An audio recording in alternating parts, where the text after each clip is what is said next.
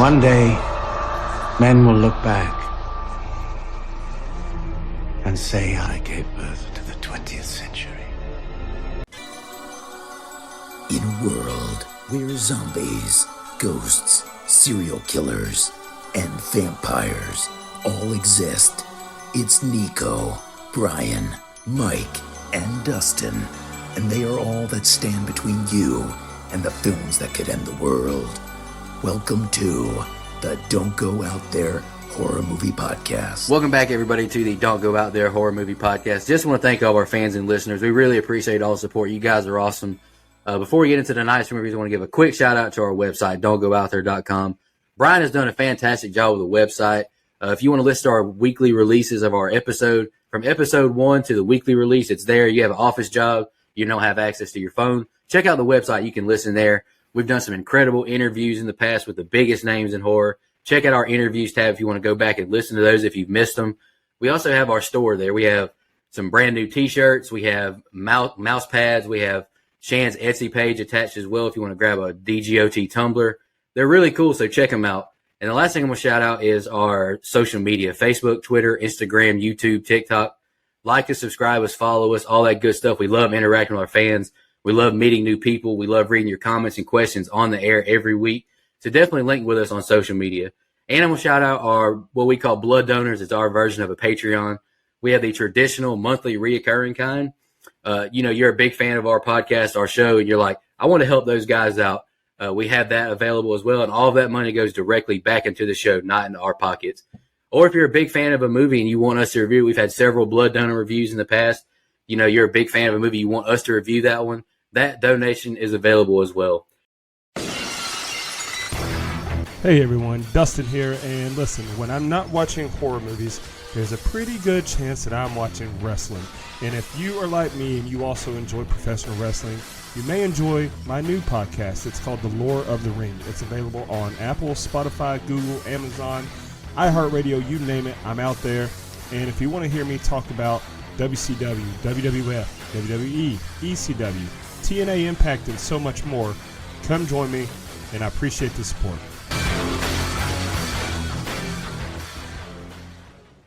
All right, let's jump into this week's film review. We're kicking off Mike's theme of no theme. We're just doing freestyle picks, which is kind of nice. You know, having a freestyle month just allows you to pick a movie that you've been jonesing to do, and there's no restrictions on it. So you can, not in a bad kind of way of saying this, but you can knock that movie out. You know, you can finally pick the one you want to do.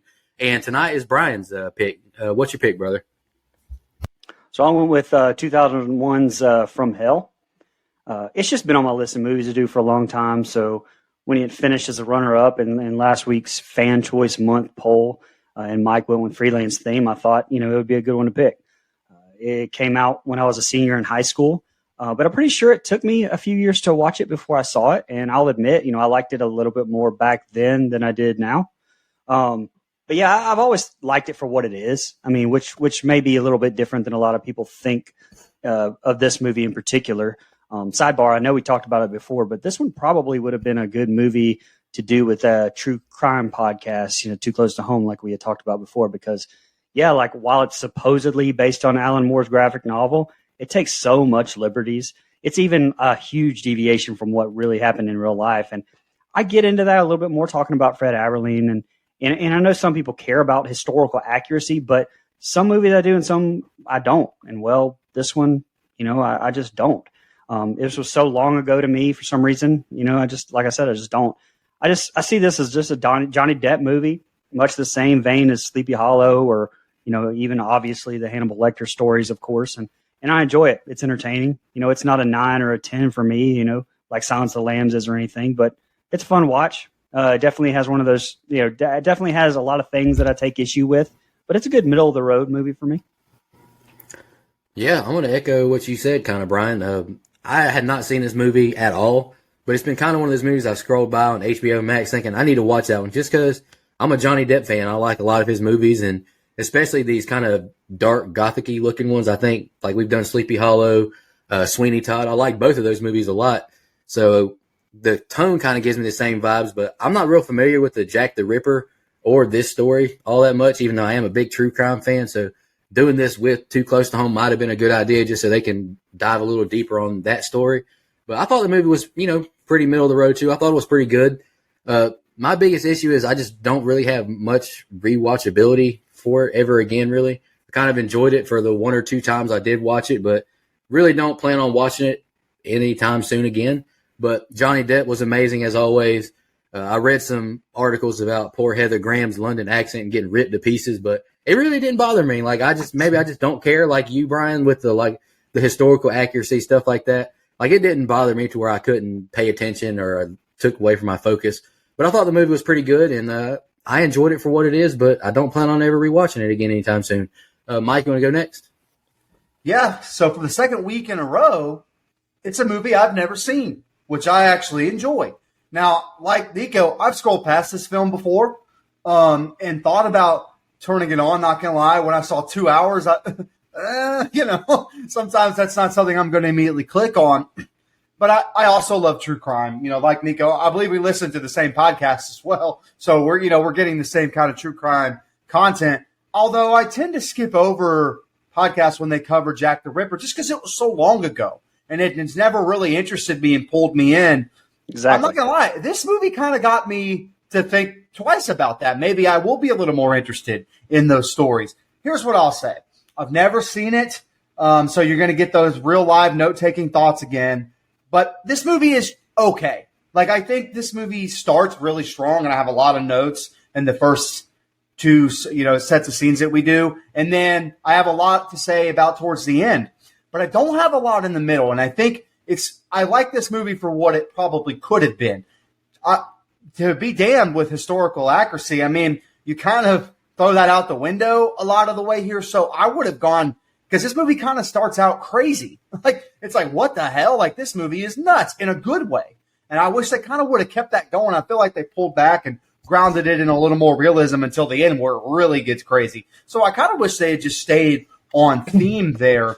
I don't know enough about the historical accuracy of the film. I do like some of the shots that's clearly from drawings and animations of, famous Jack the Ripper stuff that we've seen before. They get that kind of iconography and lore correct, which I thought was really, really good. But look, I love the cast. I love Depp in most things, not everything. I love Depp in most things.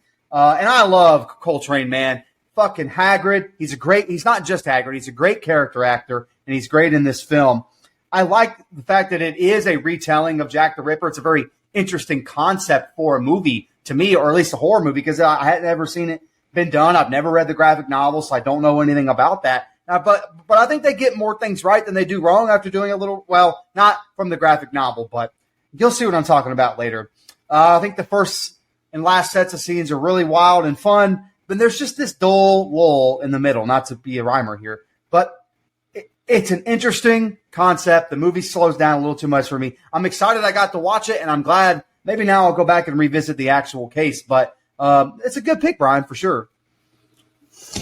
Yeah, I'd seen this movie years ago, and it's always been one of those that I remember fondly, but I just never went back and watched for a long time. And I mean, I remember it fondly because, let's be honest, it's Johnny Depp, Heather Graham, and anything with Johnny Depp in it, really, I'm going to be interested in watching. I've always been fascinated by not just Jack the Ripper, but like serial killers in general. And, I used to find myself for 30 minutes a day at work, just scrolling Wikipedia, looking up different serial killers and reading the whole page, trying to find out as much as I could. So Jack the Ripper has always been something very interesting to me, interesting subject.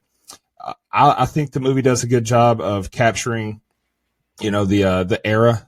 The set design looks great. I think the score is really good, and all of that. The acting is great.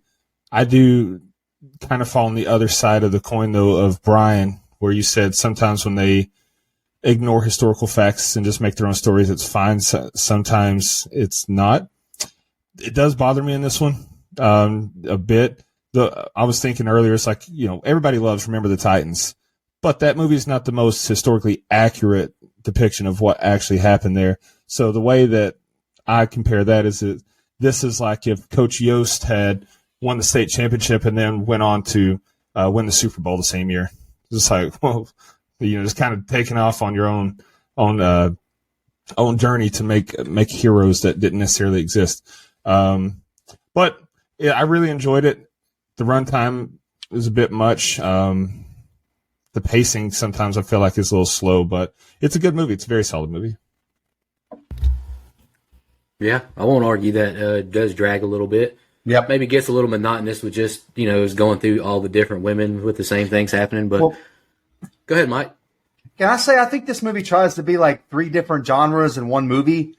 Like, I kind of wish it had just stuck to either a true crime retelling or a fantastical horror movie. I think it tries to cram a lot into one film, which, I mean, that's fine. And I don't mind the historical inaccuracies either, but there is at some point like, well, you kind of grounded your film in the middle where it felt a little more real. And, the kind of victims that Jack the Ripper had, all that stuff I understand is, pretty dead on, but I don't understand why we had to do that when the first set of scenes is fucking insane and the last set of scenes is really over the top. So it just kind of blew my mind, that's strong, but it kind of made me go, why are we doing all this fantastical stuff at the beginning and end, but we're more realistic in the middle? All right, guys, let's jump into the scene by scene. One day, men will look back and say, I gave birth to the 20th century, Jack the Ripper, 1888. We see a man smoking and title card, London, 1888. Camera pans through the streets as we see the nightlife unfolding. We follow Mary down an alley, and she's grabbed and pressed against the wall. Geordie and McQueen tell her she and her friends owe him money, or else. A man unties a rope, and all the sleeping women fall to the floor. I just wrote down the prostitutes. Hope that doesn't offend nobody, but that's kind of what they are. The prostitutes are all washing up as Anne walks up, asking if they will watch her baby. Albert is coming home today. Mary tells Anne they owe money, and Anne says she'll get the £4 from Albert. She promises. Netley is grabbed from behind with a knife to his throat and told his command will be coming down soon. Albert and Anne are having sex as Ben Kidney and his men barge in, abducting them, and they destroy the bedroom. Mary watches on in fear with her child. Ben is interrogating Anne, asking her, who knows? Mary leaves to go take the baby to her grandparents as we see Martha snatched into her room and stabbed to death.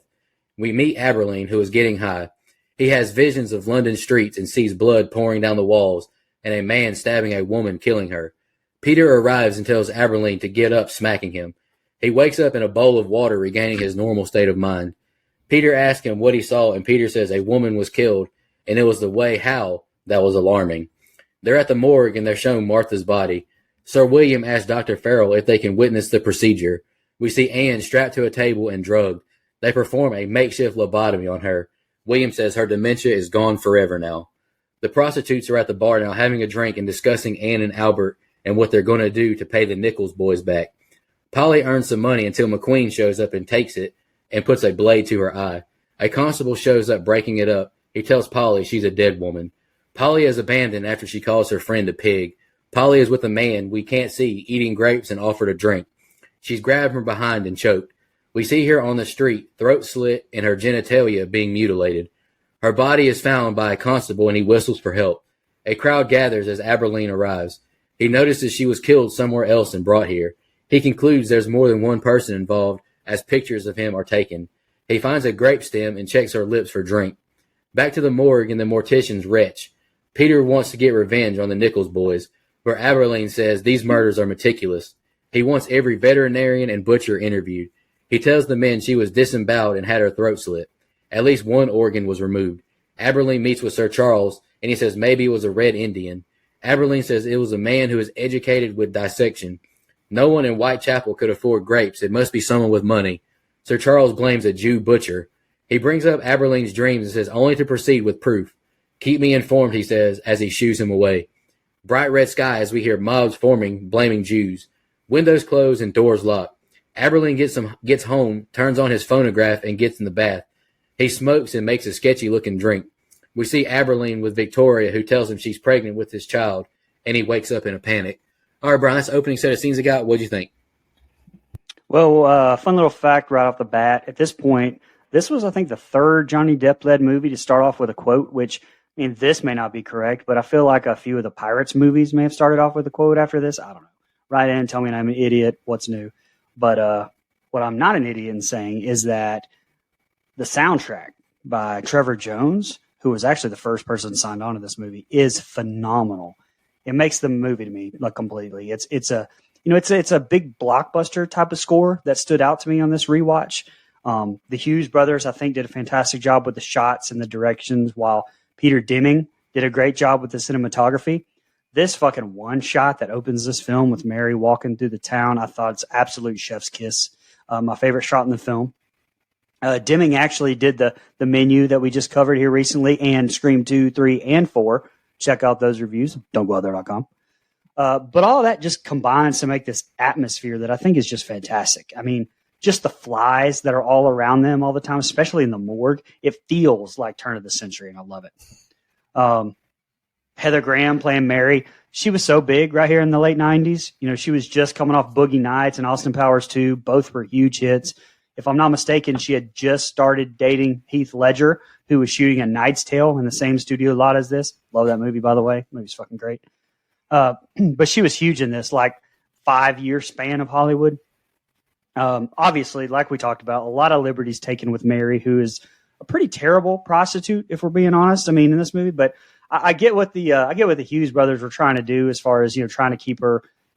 I don't know if pure is the right word here, but in the eyes of the audience anyway, as a love interest, you know, they I guess didn't want to show her working. Let's put it that way. Now, as far as Depp and Aberline goes, like I mentioned, and you talked about it too, obviously another huge deviation from, well, history, but this makes him more like, well, Johnny Depp. And I'm for that. You know, man, and Johnny, by the way, Johnny's aged so, like, he's aged a lot in the last 20 years. That partying lifestyle wears on you. But anyway, the writers combined his character with a psychic who's been debunked as a huge fraud over the years, but a psychic that did help with the case. And look, it's like the legacies of people like Billy the Kid, for example, that are more like exciting when they're expounded upon. And that's really the playing field I consider Jack the Ripper personally. A legacy that may not be historically accurate in this film, but dare I say it's more interesting than the real thing. All in all, love the introduction to everyone in the scene, including, like I said, the time period, which almost is its own character here. You know, makes up for some of the issues, like some of the character stuff with the girls before the first kill. You know, the talking with Polly. It's a little cheesy, but it gets better after that. And this coroner, man, I forgot about this police coroner. My guy has to find a new job. Like, he may possibly be the worst coroner I've ever seen in my life. Can someone get Tony Todd's ass in here, please, to help out here?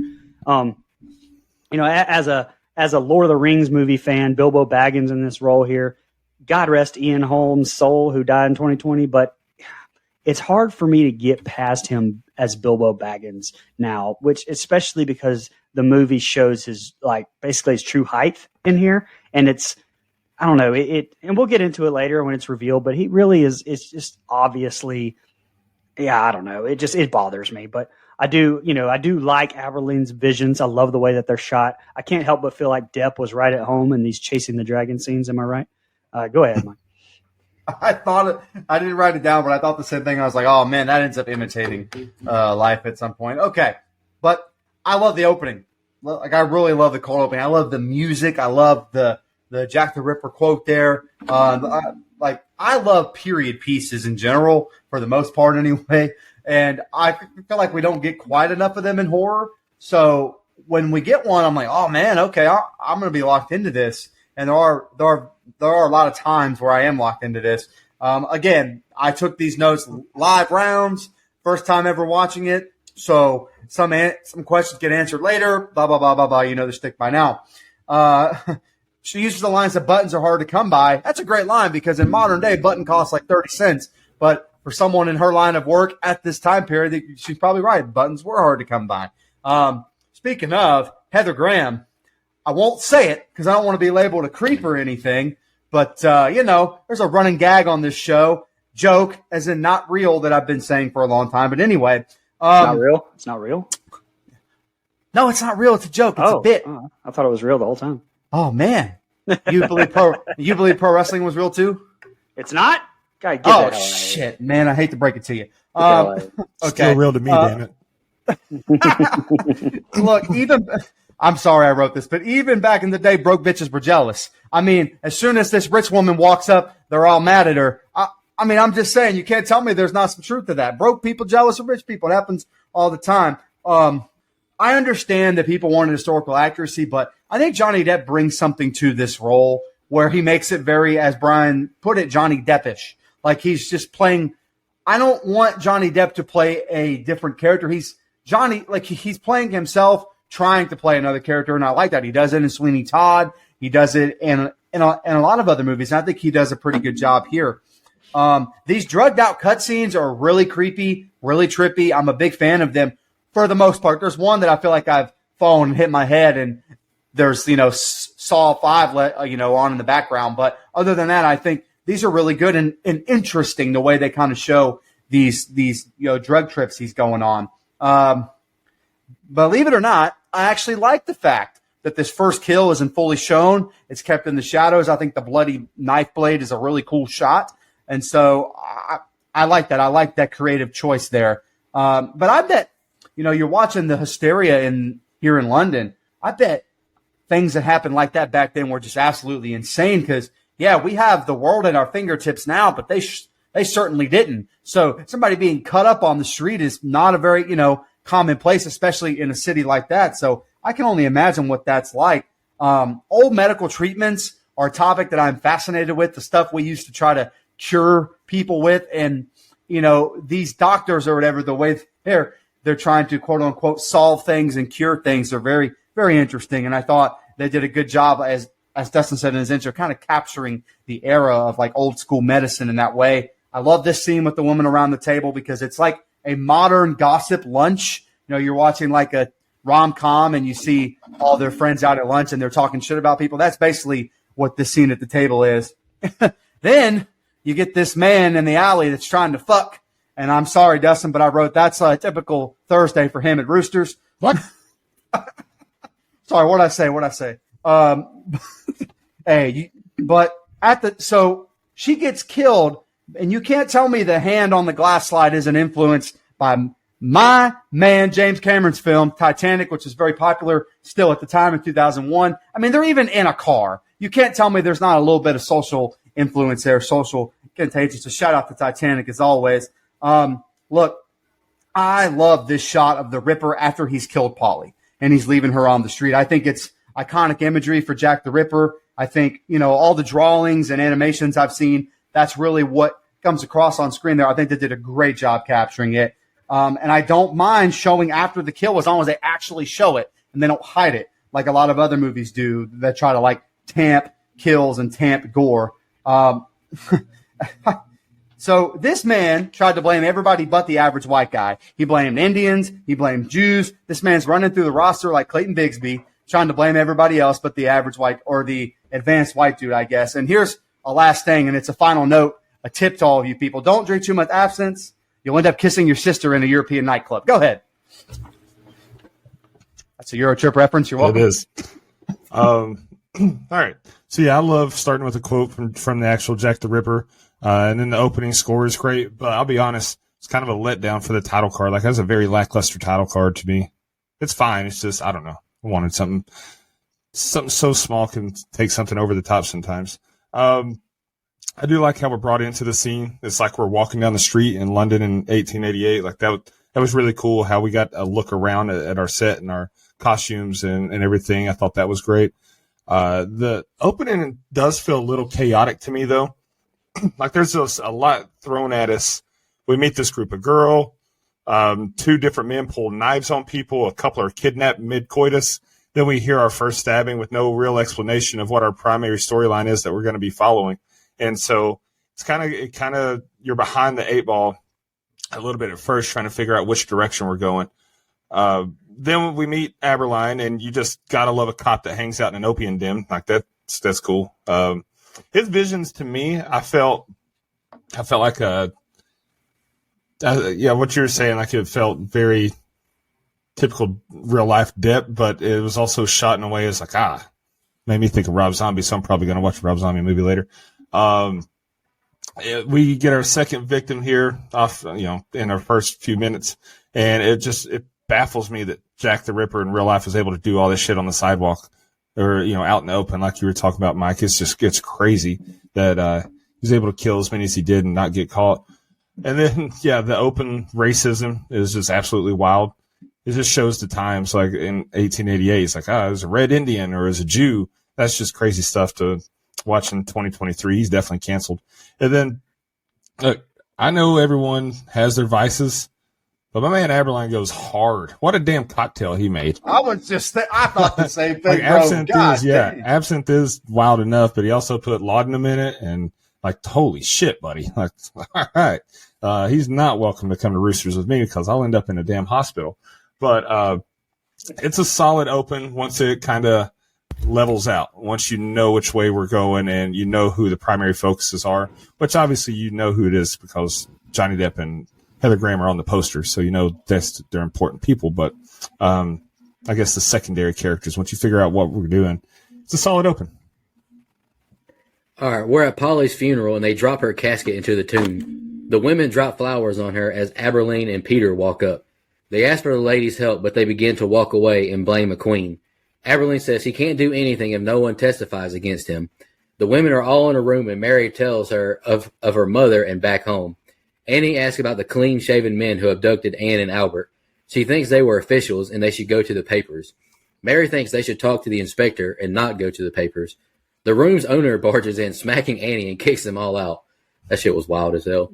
We see Jack the Ripper eating and preparing drinks as Netley sits on the horse and buggy. The carriage stops when they see Annie walking. Netley says he was looking for her for his gentleman. He's waiting for you on Hanover Street. He drops the steps down to her and gives her grapes. She gets in the carriage, eating the grapes and drinking. She exits the buggy and is escorted to an alley. She's paid $2 florin and walks down the alley. She's bludgeoned and we hear her clothes rip. Aberline walks up on her dead corpse in the street. The townsfolk say it's ridiculous and for them to do something about this. Aberline says he saw her face last night. They hide her body as Aberline investigates the body. He finds more grape stems. This ain't killing for profit, it's ritual. Aberline closes her eyes and places coins on her eyes. It's for the ferryman. Aberline says to Sir Charles he needs to consult a surgeon. His request is denied for a surgeon. We're at London Hospital as John Merrick is revealed to the crowd to their disgust. Aberline walks up to Dr. Farrell and asks for his help. He shoots him down as Sir William asks how he can assist him.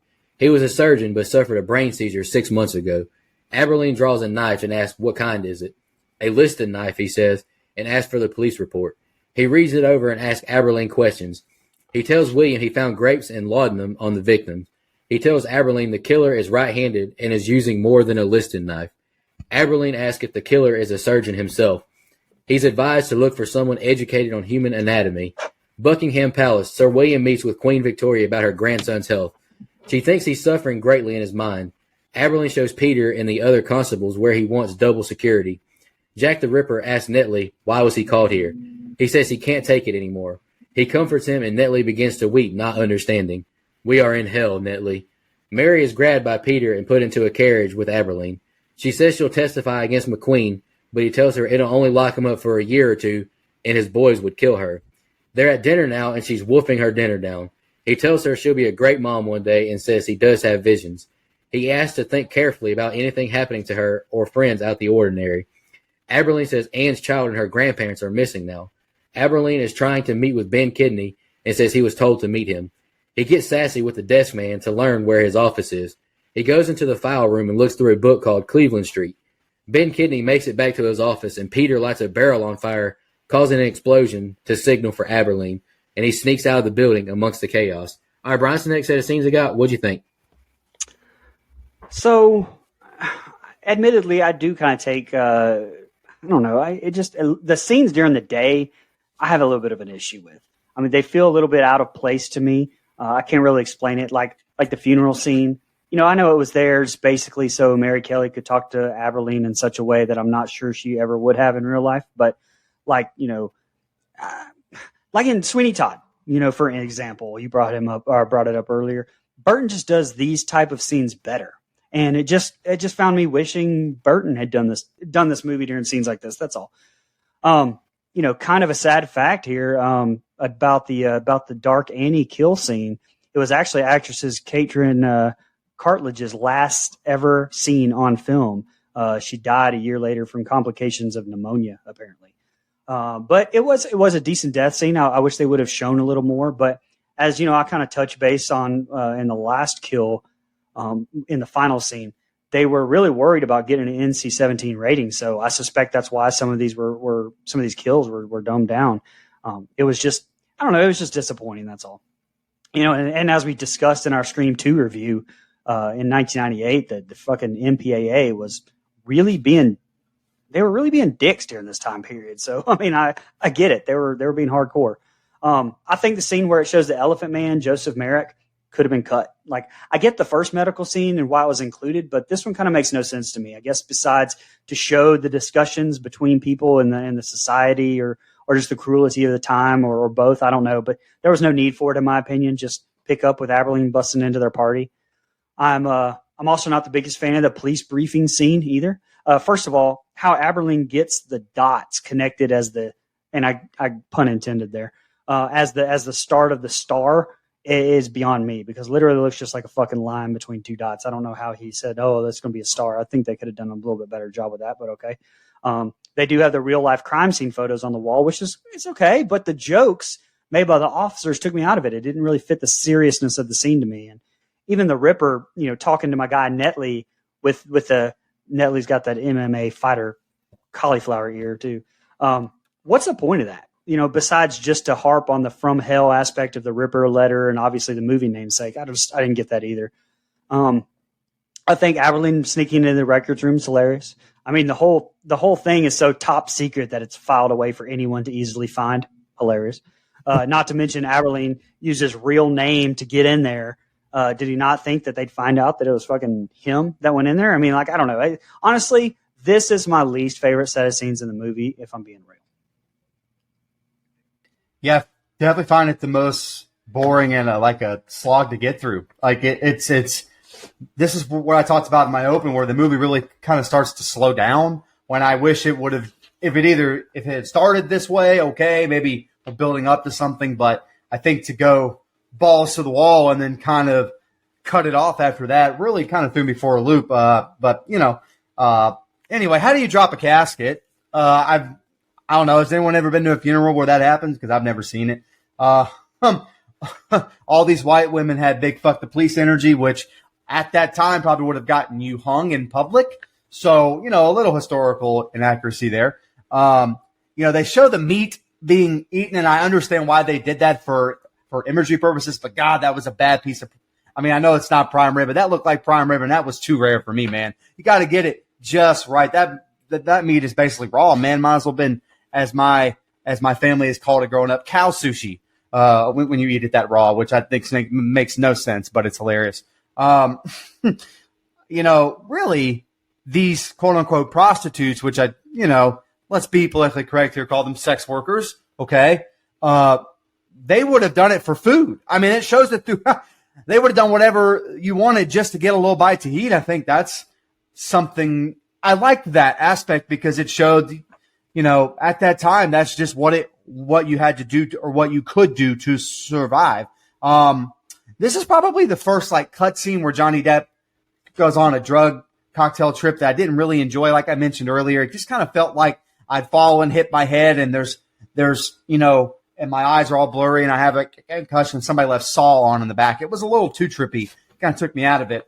Also forgot just how prevalent bounty hunters were in this time period. And so the line killing for profit, I thought was, you know, really, really nice. And it was a very small line. You know, those are the kind of subtle things I look for where I'm like, oh yeah, of course, back then someone would kill for profit. I mean, just look at Django Unchained. That's not based on a true story or anything, but like, you know, bounty hunters did exist back then.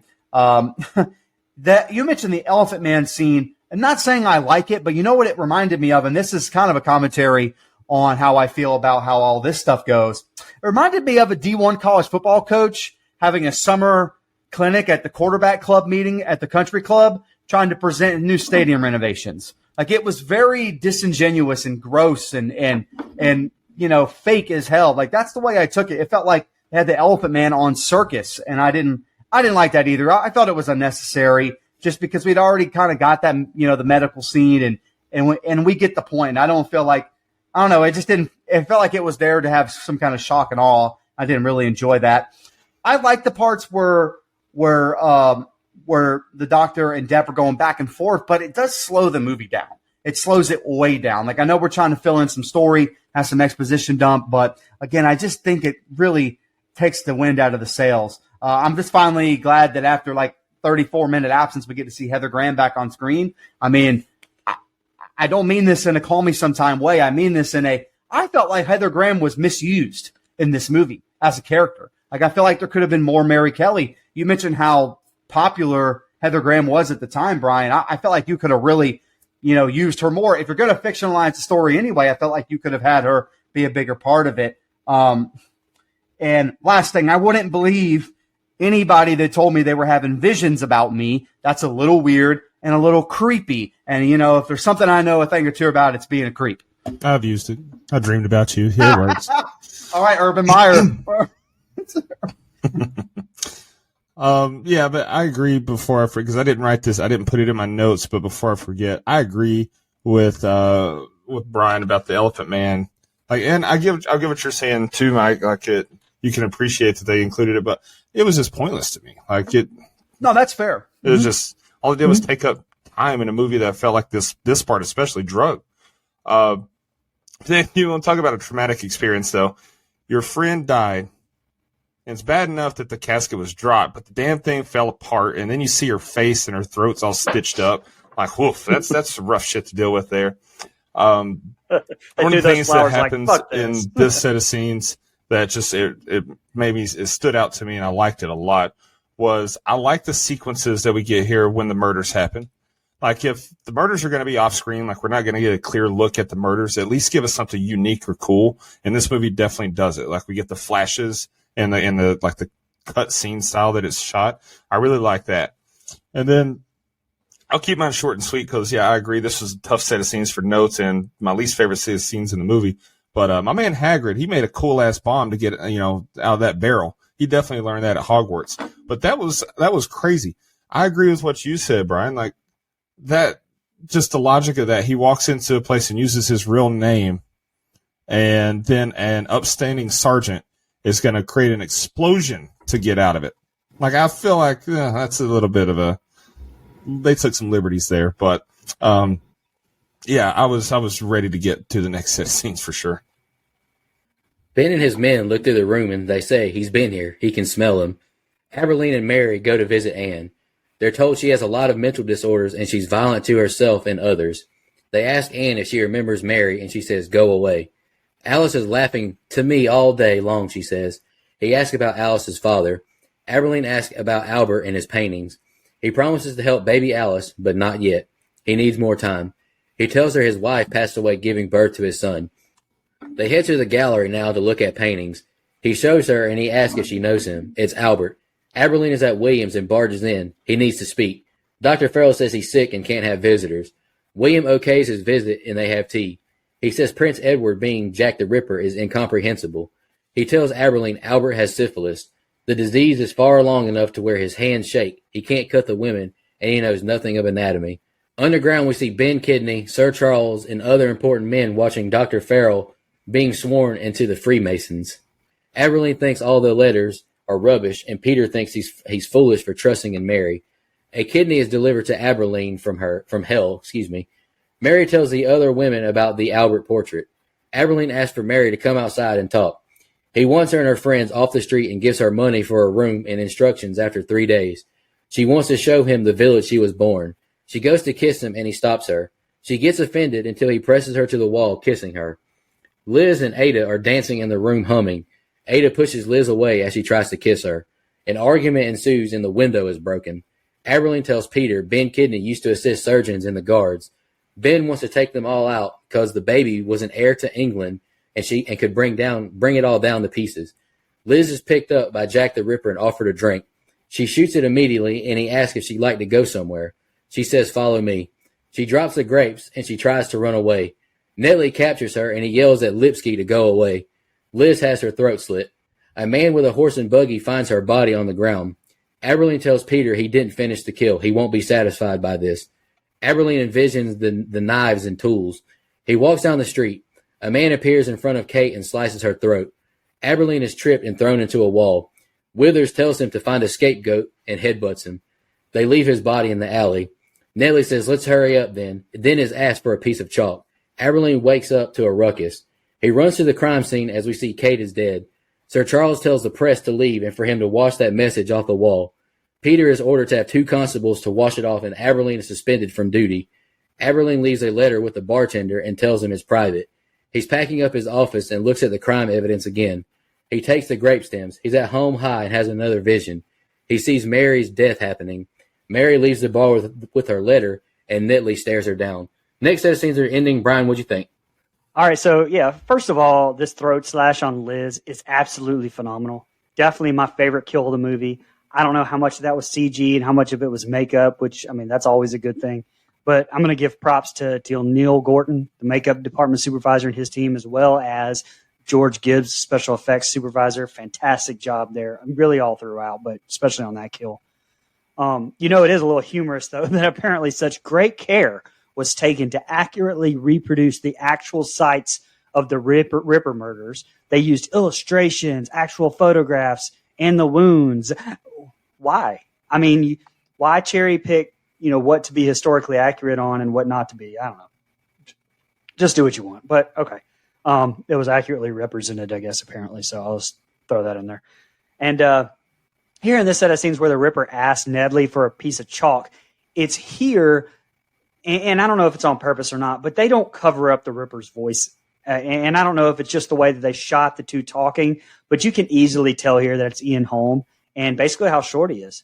And I've always hated that about this because it really takes away the reveal to me because I'm sorry, Holm is just not that menacing, like I touched on earlier. So it takes away a little bit from that at all. I wish they would have hidden that a little bit better.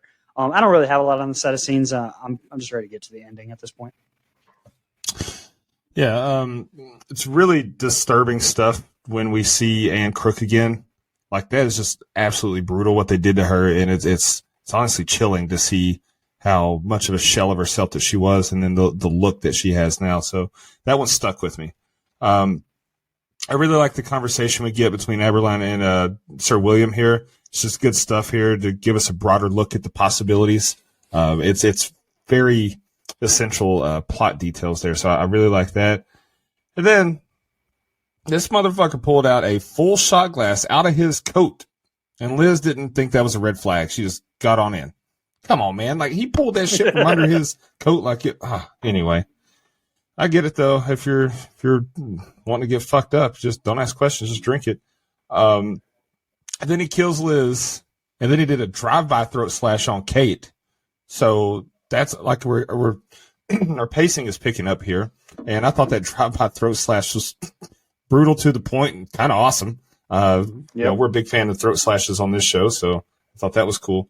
But yeah, I don't have a lot of notes on this set of scenes. I'm just thankful that the pacing is picking up, and the information that we got in this set of scenes was more essential to the story than the crap we got last set. So it's an improvement.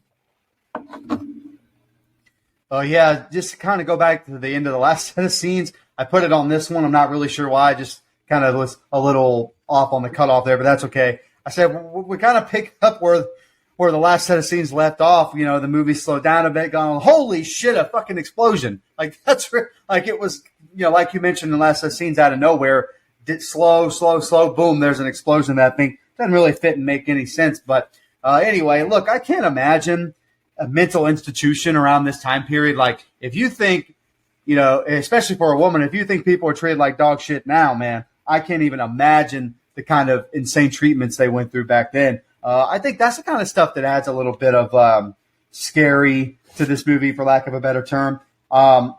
Here's something I didn't need, and maybe it was just me, but I didn't need these two falling in love.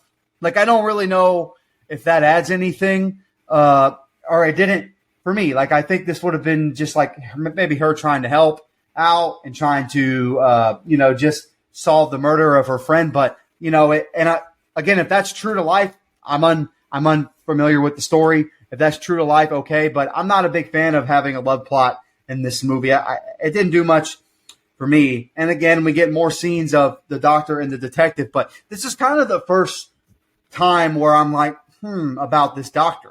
Like, I think, I'm like, there's something a little off here. And he's already mentioned the fact that the murderer is probably an educated man. But it was my first time seeing it, so I wasn't sure if they were going to, quote unquote, solve this case, or are they going to not solve the case, because that would be historically accurate. So I really wasn't sure upon first watch what they were leading me to, which is, interesting if you've never seen the movie and you don't know Jack the Ripper that well. Them solving it, quote unquote, is definitely a choice they can make. And again, I think that leads to a lot of unnecessary red herrings. But I think, in this set of scenes, we start to get a clearer picture of who they think Jack the Ripper really is. Also, this prostitute being gay in public is, holy shit, that takes balls. In the 1800s, she's out at a bar or club or whatever. I know it's a seedy night scene, but my God, man, that would not have been good. And, I know this woman is drunk, but she makes the decision to go into an alley and a man, or, with a man where there's a murderer out, and we all know there's a murderer out. Like, that's just dumb horror movie character 101 stuff right there. I have a hard time believing that, even though she is technically a sex worker. Like, that kind of threw me off. All right. Best kill of the film. I say it in my closing. This throat slash is fucking awesome, man. I absolutely love it. They finally show it happening, and I think they do a great job. The effects look good. The kill looks good. I love the way that this movie shoots the knives, like how they almost shine when they make a kill. I think that was a really good creative choice. Very, very good kill, although the blood looks a little Saw 3D pink here on her throat, but I still think it looks good, not to take anything away. And I feel like we finally turned the pace up, as Dustin said, gone back to a horror movie a little bit. I will say Catherine got killed with the quickness. That was a quick kill that we didn't really see, but we see the after effects, so I'm okay with it. I will say, this is my last thing. It's a trope in these like detective movies where the lead detective somehow ends up off the case because people think he's a nut job or she's a nut job, and they end up being taken off the case. It even happens in a movie that takes place in the 1800s. I hate that trope. Like, it just stop doing that. Every true crime or crime case movie that we see, that ends up happening, and I just don't like that trope. All right, guys, here's the ending. Aberline is doing more research as we see Mary's door open from the broken window. It's Ada. She's brought supper. Mary tells her it's not safe being with her. Aberline goes into Sir William's home as Ben Kidney watches on. Netley breaks into Mary's room after Ada leaves. William asks if it's okay to continue dressing as they talk. He asks him about the deaths and says they're reenactments. Jack the Ripper is executing traitors. He says he will stop him. He asks if he was asked to keep secret the prince's marriage. William's eyes go black now, which I thought was cool. He is Jack the Ripper. Aberline pulls out a gun to shoot him, but is hit in the back of the head by Ben Kidney. William leaves the house and gets in his carriage. We see Aberline bound with Ben and Dr. Farrell. They go to inject him, but he headbutts Farrell and kicks Ben out the window. He hangs over the side of the door, and his head is hit by the wheel repeatedly. The carriage flips over and skids on the ground. Aberline exits the flipped carriage and limps away as people ask if he's all right. William opens Mary's door and enters her room and sits on the bed with her as Aberline runs as fast as he can to her room. He grabs Mary's throat and cuts it. He lights candles, dismembers her body. William says the heart is a dense, powerful muscle. It's notoriously difficult to burn. He speaks on the heart's makeup and how it powers the circulatory system. He removes Mary's heart and puts it in a pot over a fire. The pot boils over quickly and he smiles. He's in the lobotomy session now, being applauded. Aberline makes it to the room and sees her decimated body. He grabs Sir Charles and throws him into the wall. He says he'll bring down all of them. Charles picks his ring up and walks away. Aberline goes back into the room as the forensic team writes down the state of her body. Aberline goes to the bar and gets a letter from Mary she left. She says she's going to the orphanage to find Alice.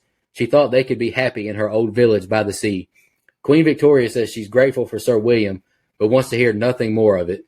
William says none of them are fit to judge him. A lobotomy is performed on him and he's locked away. Peter asks Aberline if he wants to live like a ghost. He rips up the letter and lights it on fire. We see Mary in her old village calling for Alice. Aberline wakes up from his vision. Peter tells him to get up, but he realizes he's dead. He takes the 2 coins from his hand and places them on his closed eyes. Good night, sweet prince, he says as the film ends.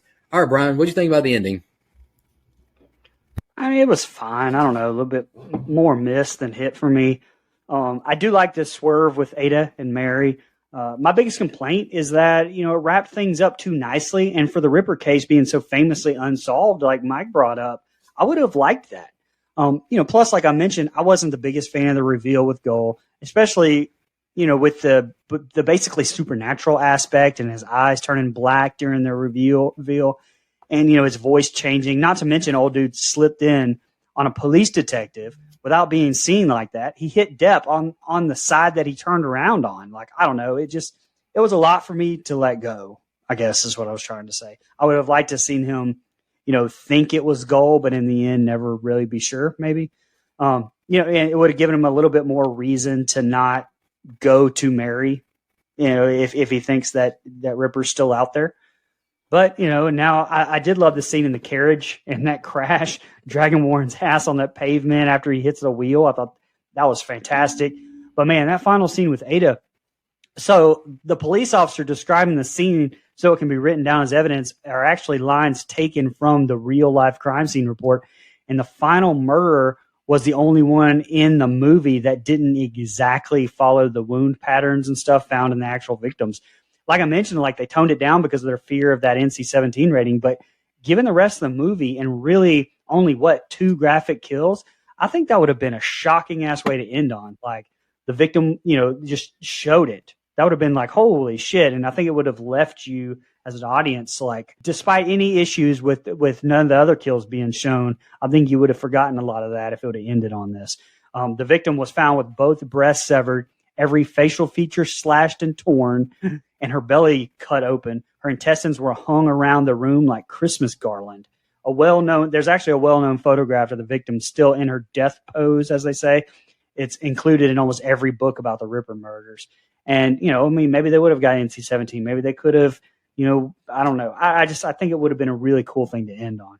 All in all, kind of like I said, more of a miss for me than a hit as far as the ending goes. But yeah, I feel the same way. I feel like this would have been one time to maybe go a little grounded. I only say that because they started the movie wild, dull in the middle, and then brought it back to being really wild with Freemasonry and not possession, but for lack of a better word, like possession. There's some supernatural stuff there that, I don't know, it didn't fit with a lot of everything else that was going on.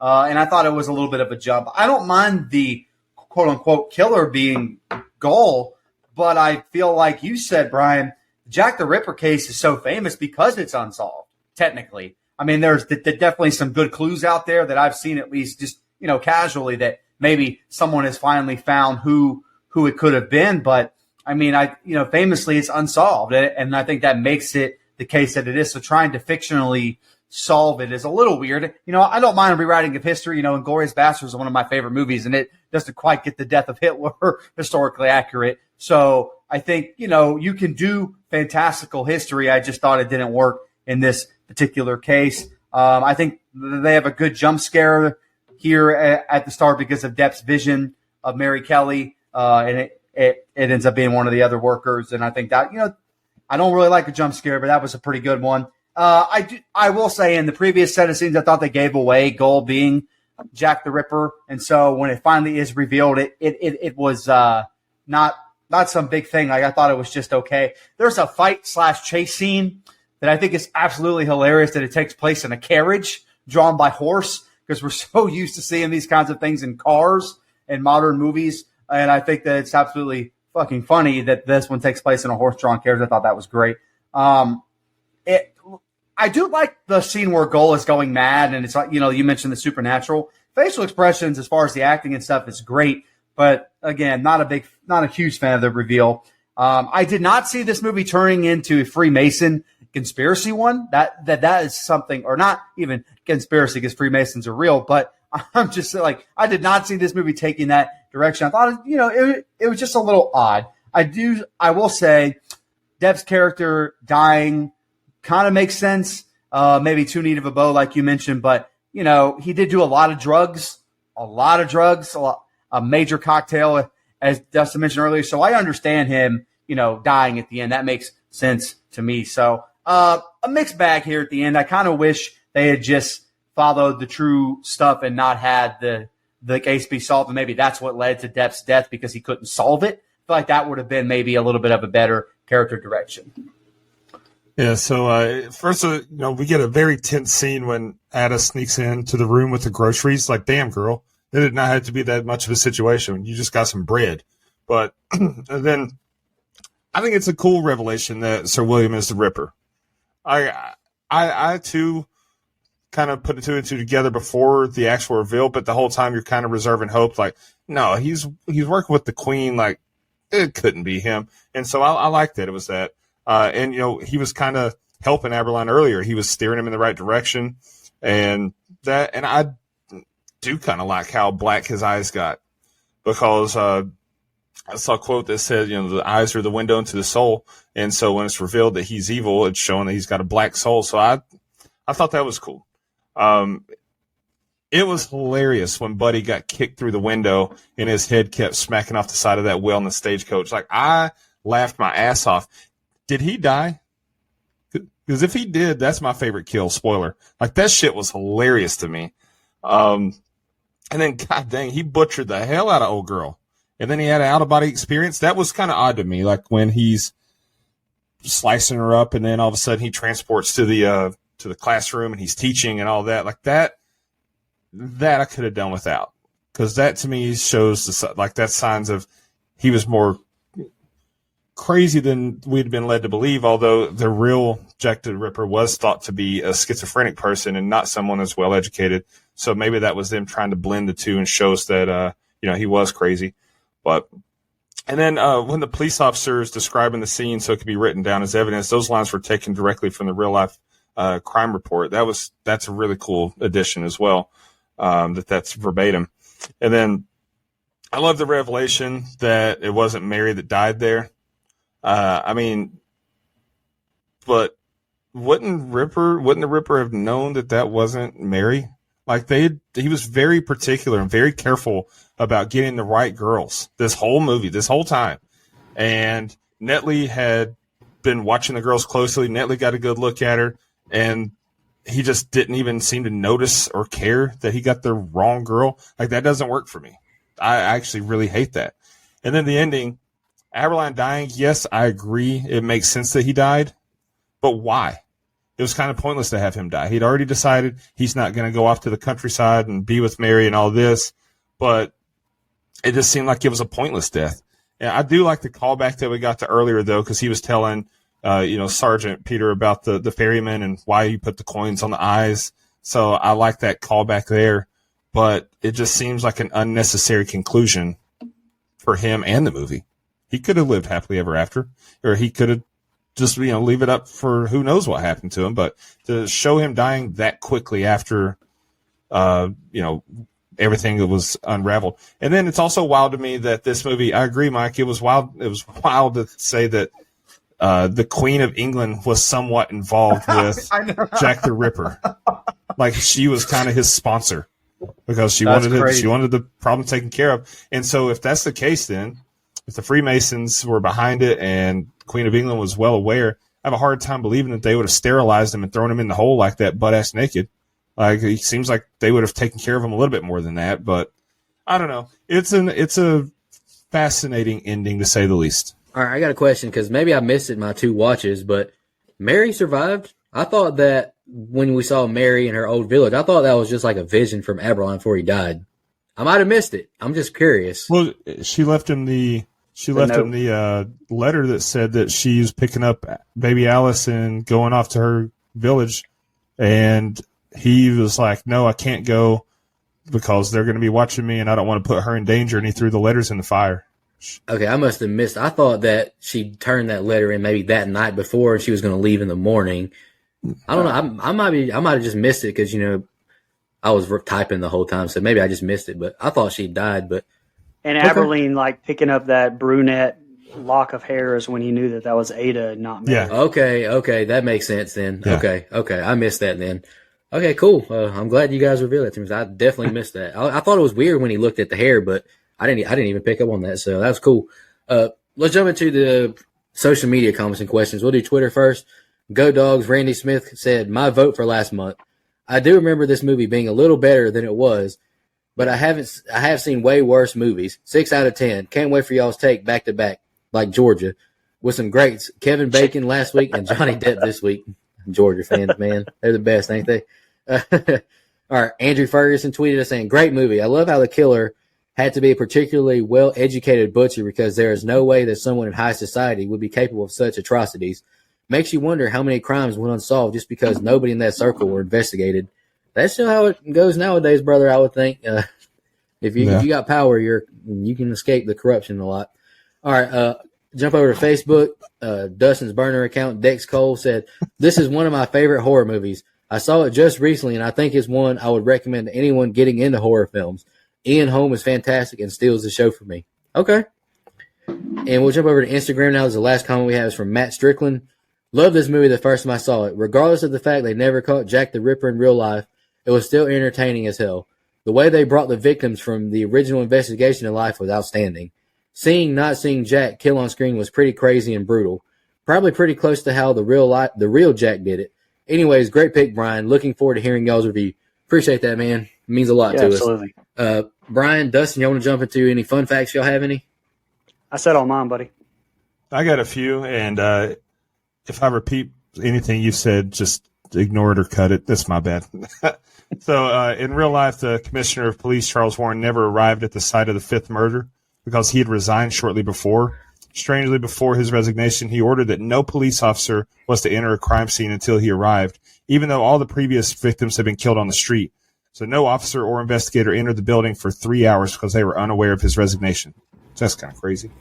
Though there were many rumors and speculations as to whether the victims knew each other, there's no real evidence that they did, so this whole friend group is kind of bullshit. The Hughes brothers originally wanted Daniel Day-Lewis to play the lead role, but when that fell through, they interviewed Sir Sean Connery, Jude Law, and Brad Pitt before settling on Johnny Depp. I'm glad they went this route, especially over Brad Pitt. According to John Douglas, creator of Criminal Profiling, the Ripper murders were a work of a disorganized, paranoid personality, not the calculating one shown in this movie. So that's what I was talking about earlier. Prince Albert Victor is depicted in the movie as dying of syphilis, but in real life, he died of influenza in 1892 at 28 years old. There's no evidence that he ever had syphilis. Him and everybody else. Yeah. But imagine that, like, your legacy, your relatives, your living relatives, and when this movie's made, like, damn, he didn't die of syphilis. Like, you're besmirching my family name. I know. But gotta be careful with those things. The last one I've got is that Johnny Depp's character was based on Inspector Frank Aberline of Scotland Yard, who was in charge of the investigation in the East End. In real life, Aberline was neither a heroin addict nor a supposed clairvoyant.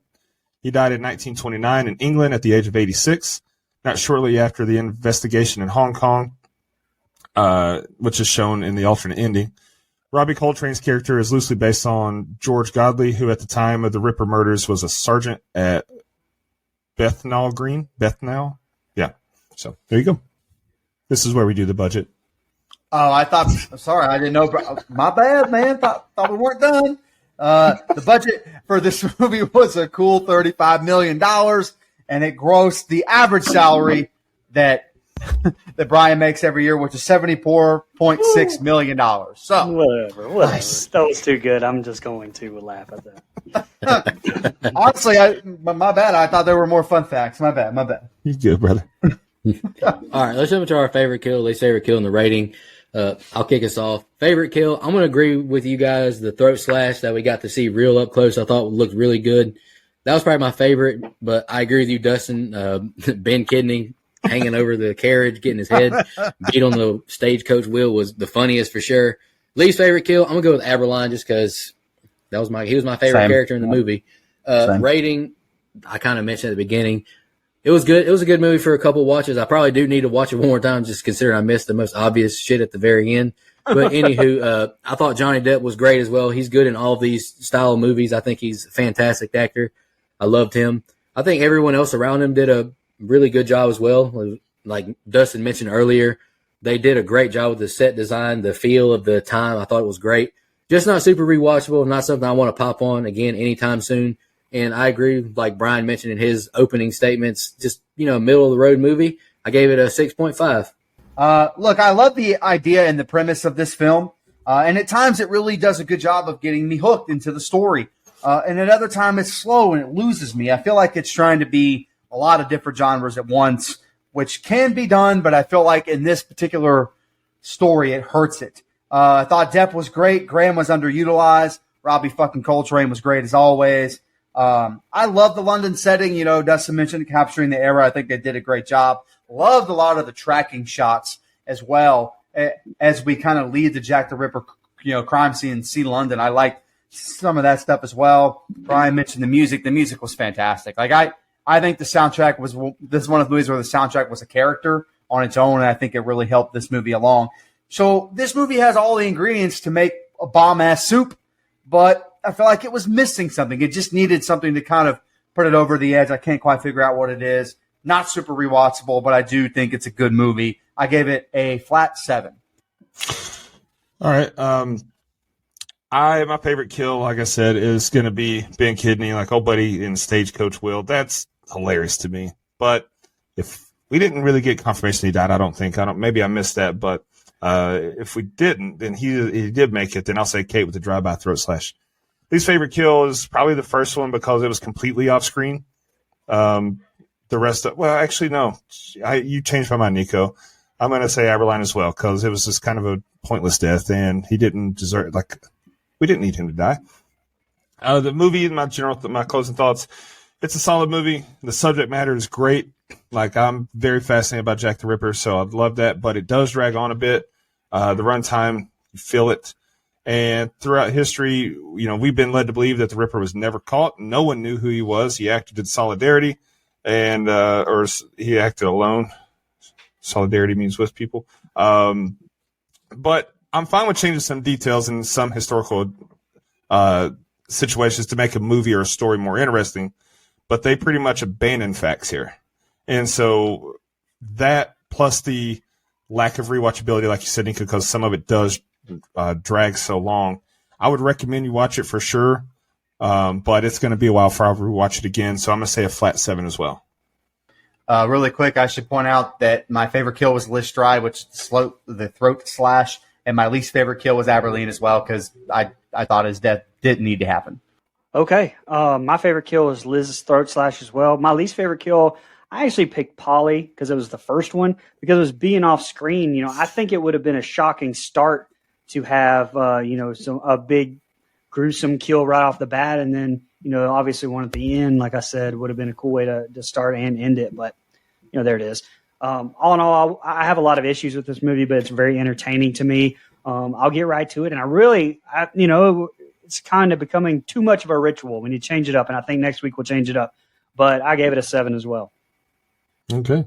Gives us a composite score of 6.875. IMDb has it at a 6.7. So damn, we're good. Wow. God damn. Or damn, they're good. No, we're good. No. We're good. They're following our trend. That's what it is. That's what I'm saying. All right, guys. Any final thoughts? Ready to shout out the blood donors? We'll have Mike announce his pick for next week. All right, we just want to shout out our blood donors. Really appreciate y'all. Our camper level reoccurring are Clayton J, Nina, Michelle Mirza, Andrew Ferguson, the Horror Movie Crew podcast, Alex Seligson, Eric Doolittle, Sean Irwin, Brian Samick, and Trisha, new blood donor. Appreciate you. Camp counselor reoccurring, Dennis Kennedy, Edwin Hernandez Gunn, Joe Swinford, Jennifer Davis from the Too Close to Home podcast, Kylie Denise, all the way from Australia, Adrian Aiello, Jake Hambrick, Clay Moore, Karen, Matt Strickland, and Gail Kuntz. Just want to say we really appreciate y'all's financial contributions. We are in some tough times economically right now, so it means a lot to us that, you donate your money to us to help us make the show. It really means a lot to us. Mike, announce your pick for next week, brother. Back to the logo. Yeah, I was going to say we're going back to the logo. The original pick, by the way, for all you people with Jason X. However, Brian made a great point, and I agree with him. We need to save these Halloween and Friday movies for the dates that those things take place. So we rarely get a Friday the 13th. So we need to kind of save what we have left of that franchise for those dates. And Halloween we need to save for actual Halloween season. So Nightmare on Elm Street doesn't particularly have a set holiday. So I figure we can sporadically throw them in. And so I went with probably the most controversial one of the franchise, and that would be Nightmare on Elm Street Part 2. Nice. Freddy's Revenge. Hell yeah. You're all my children now. Let's go. Let's all have a dance scene in our own bedrooms right now to celebrate. I don't have any tidy whities. I have to go buy some. No, that's all right, brother. You don't have to do that. Oh, okay. Okay. I'm very excited. I'm very excited because I feel like it's a movie that we need to cover at some point. Yeah. And I just want to point out, June is probably the perfect month to do that. Why is that? Why is that, Mike? You know why. We'll talk about it next week. I don't know. I All disagree. right, with guys. that. Just want to say appreciate all our fans and listeners. Y'all are amazing. Means a lot to us, the amount of support we've gotten from you guys. Looking forward to next week review. Going back to the logo is always cool. Had Robert fucking England on the show, so that's pretty Let's awesome. go. Don't go out there.com. That's right. Episode 33, if you're counting. But thank you to all the fans and listeners. We'll see y'all next week. Sorry for being so late on recording this one. Just want to remind everybody.